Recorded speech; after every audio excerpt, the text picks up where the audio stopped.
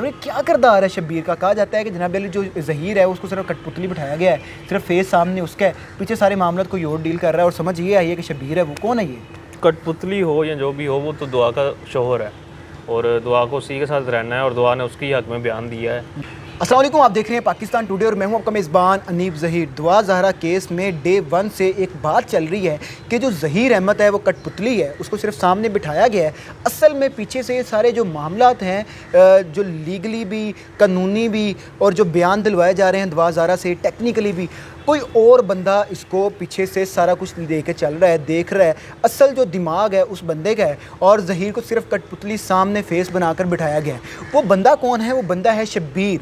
शब्बीर असल में है कौन और इसका इस केस से क्या ताल्लुक़ है, और दुआ ज़हरा को और जो ज़हीर अहमद है उसको ट्रैप किस तरह से किया जा रहा है, ये सारी मामला हमारे साथ बोल टीवी के क्राइम रिपोर्टर जाबर वकास साहब मौजूद हैं। डे 1 से ये इस केस को देख रहे हैं और हर तरह की इन्वेस्टिगेशन कर रहे हैं। लाहौर हाई कोर्ट से भी, अदालतों से भी, हर जगह ये जा रहे हैं। इवन पंजाब यूनिवर्सिटी जहाँ पर उसकी वालदा काम करते हैं ज़हीर अहमद की, वहाँ तक भी गए हैं और सब कुछ इन्होंने देखा है, सारा नोट किया है। इनसे बात करते हैं कि शब्बीर का इस पूरे केस में क्या किरदार है। अस्सलाम वालेकुम जावेद भाई। वालेकुम सलाम। अरे क्या किरदार है शब्बीर का। कहा जाता है कि जनाब अली जो ज़हीर है उसको सिर्फ कठपुतली बिठाया गया है, सिर्फ फेस सामने उसका है, पीछे सारे मामला कोई और डील कर रहा है। और समझ ये आई है कि शब्बीर है, वो कौन है ये?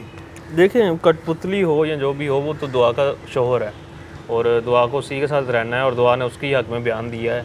अगवा का पर्चा भी अगर चलना था, अगर प्रोसीडिंग होनी थी, तो वो उसके ज़हीर के ख़िलाफ़ ही होना थी कार्रवाई, और ये वो ठीक है। और इसमें चूँकि ज़हीर उसका शोहर है और अब वो कठपुतली हो, कुछ भी हो, बहरहाल शब्बीर जो है वो उसका भाई है और सगा भाई है। और शब्बीर जो है वो यहाँ पे मुख्तलिफ लोगों के साथ मुख्तलिफ चीज़ों के हवाले से डिस्कस करता रहा। जब पहले ये केस सामने आया और लाहौर में पता चला कि ये लाहौर में मौजूद हैं, और उन दिनों मैंने चूँकि चेक किया कि निकाह खां कौन है, और ये इस तरह वो ख़बर हमने दी कि निकाह खां गिरफ़्तार हो गया और ये हिरासत में पुलिस के, और ये वो। तो उस दौरान जो है वो रायवंड का वो इलाका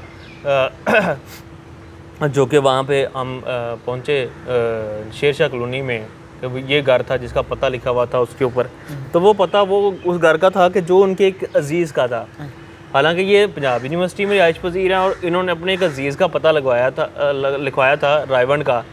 और वहाँ पर भी जाने के बाद पता चला कि वो भी यहाँ से जा चुके हैं। वहाँ पे एक डॉक्टर साहब रहते हैं, डॉक्टर साहब ने जिनसे लिया था वो असल में वो लोग शब्बीर और इसके ज़हीर के कज़न थे। ठीक है। और शब्बीर जो है वो उनका अजीज़ था। अब शब्बीर के पीछे चलते चलते ये लोग ज़हीर तक पहुँचे और फिर जाके आरोवाला के पास जाके इनकी बरामदगी हुई। ठीक है। तो मसला ये था कि देखें, मैं पहले भी बात कर चुका हूँ कि अगर मामला कानूनी था तो आप बात क्यों रहे हैं, आप चीज़ें छुपा क्यों रहे हैं। ठीक है। और अगर अब गैर कानूनी है तो फिर इस बात की जो इंटरोगेशन है वो ज़रूर होनी चाहिए। और मेरी जबरान नासिर साहब से और दीगर लोगों से भी दरख्वास्त है कि इस पे राय पे ज़रूर काम करें। और अगर वकला हज़रात एहतजाज कर रहे हैं तो वो इस चीज़ के ऊपर दलाइल दें, केस तैयार करें कि दुआ ज़हरा का जो मामला है इसके ऊपर सिर्फ ये एक शादी का मामला, पसंद की मोहब्बत का मामला नहीं है, ये ह्यूमन ट्रैफिकिंग की एक नई जिद्दत, नई मिसाल है।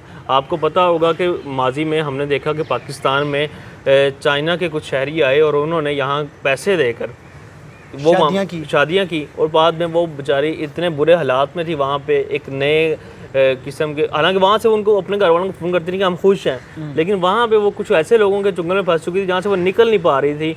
और वहाँ कई ऐसी सरगर्मियों में उन्हें मुलव्वस कर दिया गया जिनके बारे में बताया नहीं जा सकता। और ये सिर्फ एक जिस्म फरोशी ही एक मामला नहीं होता, अल्लाह माफ़ करे, लेकिन ये इसमें बहुत सारे और फैक्टर भी होते हैं। आपको चीज़ें इधर से उधर ट्रांसपोर्ट करनी होती हैं, आपको किसी चीज़ों की मालूमात लेनी पड़ती हैं और इस तरह चलना पड़ता है। देखिए, एक शख्स जो है वो पबजी खेलता है और पबजी खेलते खेलते लड़की को ट्रैप करना, और फिर इतने लोग होते हैं पबजी में, ना कोई तस्वीर आती है ना कुछ 100 बंदा एक टाइम पे लगा होता है, एक ही आवाज़ पसंद आई, एक ही। और बात ये ना कि देखें, ये वो मामला हैं जो कि राय तलब हैं और इनको देखना चाहिए। और ख़ास तौर पे वो शख्स जो कि वहाँ से इसके साथ चला, देखें यहाँ तो ज़हीर था, अगर ज़हीर नहीं था तो फिर शब्बीर था जो कराची से दुआ के साथ। इस सुनने में आ रहा है पहले उन्होंने ज़हीर को कहा था कि लेकर आना है, बाद में पता चला कि जनाब शब्बीर जाएगा और शब्बीर इसको पिक करके लेकर आएगा। और पंजाब ने देखिए, ये लोग मोबाइलों का काम करते हैं, ये जानते हैं कि मोबाइल की लोकेशन जो है वो मैटर करती है। ओके। तो मोबाइल की लोकेशन और हिस्ट्री को चेक करके वहाँ से गूगल के ज़रिए जो है वो पुलिस पहुंचती है। तो पुलिस ने चूंकि जो रिकॉर्ड चेक किया होगा, नाम तो उसका ज़हीर का लिखा हुआ था, ज़हीर का चेक किया होगा, लेकिन ज़हीर के जो रिकॉर्ड है उसको तो देखते हुए अगर हम बात करें तो उसमें उसके बावजूद भी अगर वो वहाँ पे नहीं था तो फिर शबीर था जो कि साथ लेकर आया। मतलब ये कहना गलत नहीं होगा कि इस केस के पीछे उसका बहुत बड़ा हाथ मौजूद है। ऐसे ही है, देखें एक लड़की कोई प्रैक्टिकल लाइफ तो नहीं गुजारती थी जो वो इतना बड़ा डिसीजन ले कि मैंने एकदम छोड़ना है और फिर मैं कराची भी से लाहौर अकेले आना है और उसको पता भी नहीं है कि वो आगे उसके इंतजार में है या नहीं है। मतलब आप इतनी उम्र में इतना बड़ा जुआ कैसे खेल सकती हैं? बिल्कुल ठीक है। फॉर एग्जाम्पल ये ना मिलता, उसका फ़ोन उठाता, ये अंदेशे उसके ज़हन में नहीं थे। ठीक है। ये तो यकीन दहानियाँ थी और वहाँ मौजूद किसी शख्स का मौजूद होना ये काफ़ी था उसके लिए कि ये मामला ऐसे पेश आया। अब वो जो टैक्सी ड्राइवर है उसको साइड पे करवाया गया सिर्फ इसलिए कि कहीं उस पर बात ना आए, क्योंकि वो यहाँ से गया था। ठीक है समझ गया। वो यहाँ से गया था और उसके बाद पंजाब यूनिवर्सिटी में दाखिला, पंजाब यूनिवर्सिटी में जाके फिर एक नई कहानी कि जी वहाँ पैसे दिलवाए गए। क्या उसका मोबाइल नहीं इस्तेमाल हो सकता था ड्राइवर का?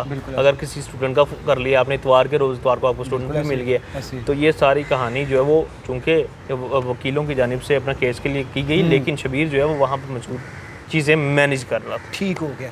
तो बताया ये जाता है कि जब वकील का हमने इंटरव्यू किया सबसे पहले कि जिसने दुआ ज़ारा का और ज़हीर का निकाह पढ़ाया था, तो उसने भी यही कहा कि जो ज़हीर का भाई है वो यहाँ पर आया और वही गवाहान लेकर आया था और उसी ने ये निकाह करवाया।